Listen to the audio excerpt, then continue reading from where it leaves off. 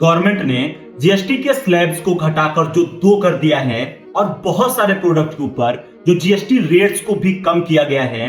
तो आइए जानते हैं कि आपको इसका कितना बेनिफिट मिलेगा। हमारी रोजमर्रा की जरूरतों की जितनी भी चीजें हैं, इनमें से ज्यादातर पे जो जीएसटी है वो 5% ही लगने वाला है और इंश्योरेंस और लाइफ प्रीमियम जैसी चीजों पर जो जीएसटी है वो 0 कर दिया गया है। साथ ही स्टेशनरी, रबर जैसे प्रोडक्ट पर भी जीएसटी को 0 कर दिया गया है। तो ऐसा नहीं होने वाला है।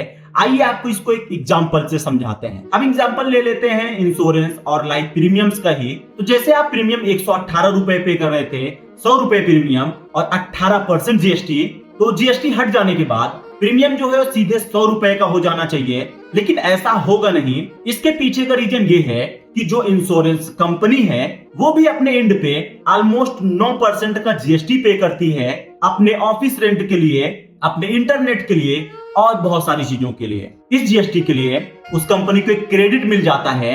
जब आप 18% जीएसटी पे करते थे तो कंपनी को 9% का डिडक्शन मिल जाता था और 9% काटने के बाद ही इन्हें वो पेमेंट करनी होती थी। और जबकि अब जीएसटी नील हो गया है तो इन्हें ये 18 रुपए नहीं मिलेंगे, प्लस ये जो 9 रुपए दे रहे थे जीएसटी में, ये तो इन्हें अभी भी देना है। तो किसी भी तरीके से पूरा 18% कम किया ही नहीं जा सकता है।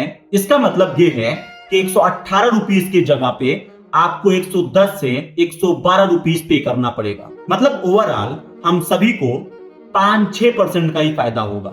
और ये भी मैं कम नहीं बोल रहा हूं, बस मैं आपको रियलिटी बता रहा हूं। और ऐसा ही सारी चीजों पर लागू होता है कि आपको प्राइसेस ड्रास्टिकली कम नहीं होंगी, मे बी आपको 2-4-5 रुपए का डिफरेंस देखने को मिल जाएगा। बाकी आपको इसके ऊपर क्या कहना है या आप कमेंट में बता सकते हैं।